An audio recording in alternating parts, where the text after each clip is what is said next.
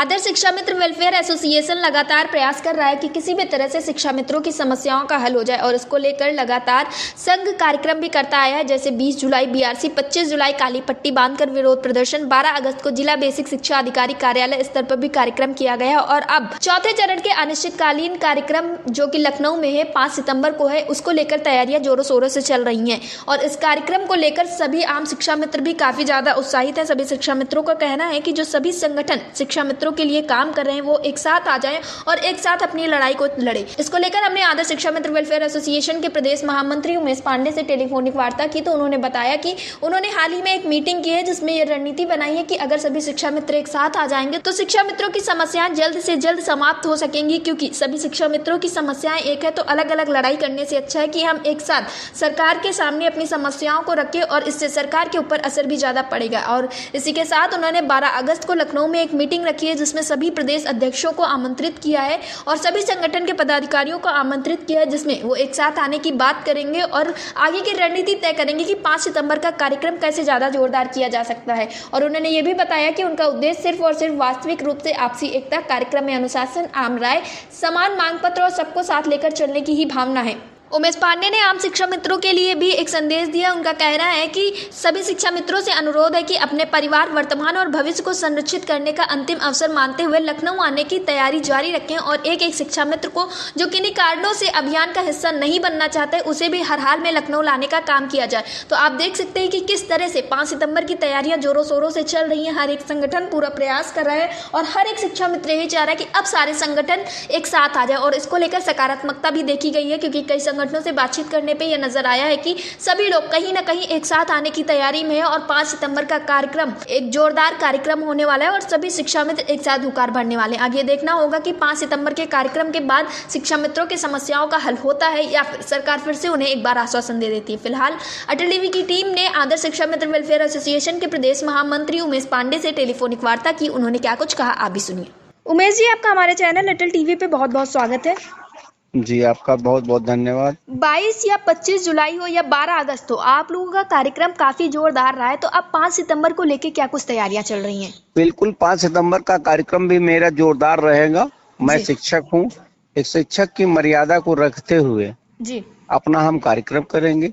उसी के क्रम में हम लोगों ने भी बैठक भी की है, उसी की तैयारी में हम लगे हुए हैं जी और हमारा उद्देश्य है कि जब तक हमारा कल्याण नहीं होगा जी तब तक हम लोग उठेंगे नहीं, क्योंकि अब शिक्षा मित्र 45 प्लस होने वाला है। जी हमारे बच्चे शादी होने वाली है। बच्चों की पढ़ाई अब छोटे स्तर की नहीं रही, बड़े स्तर की हो गई है। जी ना पढ़ाई हो पाती है। आप कल्पना करिए कि 10,000 में परिवार को कैसे चलाया जाए, जी ये बहुत बड़ी समस्या आ गई है। जी 10,000 जो मिलता भी है वो भी समय से नहीं मिलता है, उसके लिए भी लड़ाई लड़नी पड़ती है। तो हमारा सरकार से रिक्वेस्ट है कि हम लोगों को इतना कर दिया जाए कि हम लोगों की दाल रोटी चल जाए। अगर हम लोगों से नहीं बनता तो हमको बाहर कर दीजिए, लेकिन इस तरह से घुट घुट के मरने से कोई फायदा नहीं है। ये जो 1.5 लाख परिवार और सरकार को भी सोचना चाहिए। मैं आपके चैनल के माध्यम से बताना चाहता हूँ कि 1.5 लाख परिवार हमारे शिक्षा मित्रों का है। अगर एक परिवार में 5 लोग हैं तो 1.5 लाख इंटू 5 कर लीजिए, कितने लोग आपके साथ हैं, इसका विशेष ध्यान रखना चाहिए। जी उमेश जी, ऐसा देखा गया है कि इस बार जो आम शिक्षा मित्र है वो भी काफी जोरों शोरों से 5 सितंबर का इंतजार कर रहा है और सबका कहना है कि जो सभी तमाम संगठन है, क्योंकि सबकी मांगे एक ही है, तो सब एक साथ आ जाएं। तो इसको लेकर आपका क्या कहना है? क्या एक साथ लड़ाई लड़ना पॉसिबल है? बिल्कुल सही बात है आपकी। इसके लिए मैंने 25 अगस्त को एक मीटिंग के लिए सभी सारे संगठनों का आह्वान किया है कि सारे संगठन एक साथ आ जाइए। मैंने पोस्ट के माध्यम से डाला, हो सकता है आपके पास भी पहुंचे हो।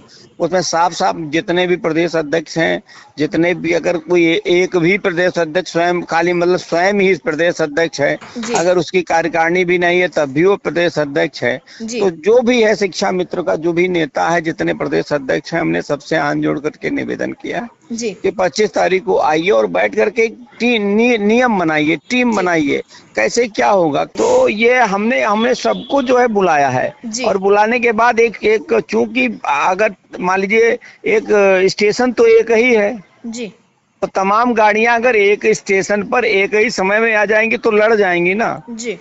तो हम चाहते हैं एक गाड़ी हो, एक ड्राइवर हो जी और सारे पैसेंजर उसी में बैठ जाएं। जी। उमेश जी, कई बार आम शिक्षा मित्रों के द्वारा ये इल्ज़ाम भी लगाए गए हैं कि जो तरह तरह के संगठन है वो अलग अलग राजनीति कर रहे हैं, इस वजह से समस्याएं हल नहीं हो पा रही हैं। तो क्या आपका भी यही मानना है कि अगर सभी संगठन इधर उधर ना जाके एक साथ आ जाए तो बेहतर होगा?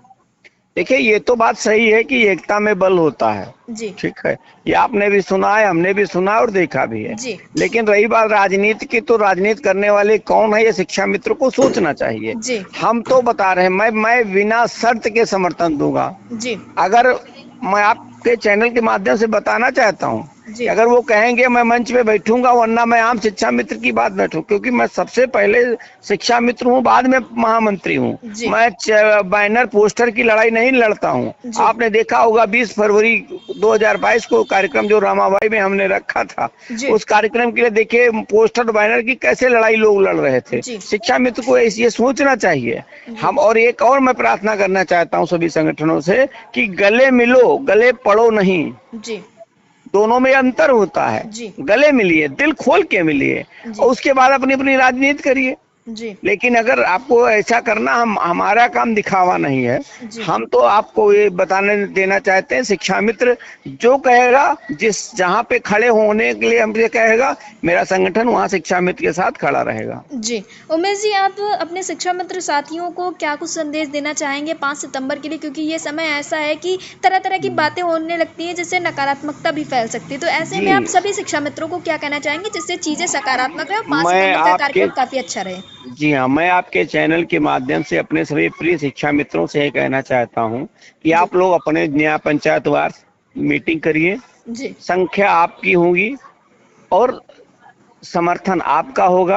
आपके लिए हम लोग लड़ रहे हैं और लड़ते रहेंगे।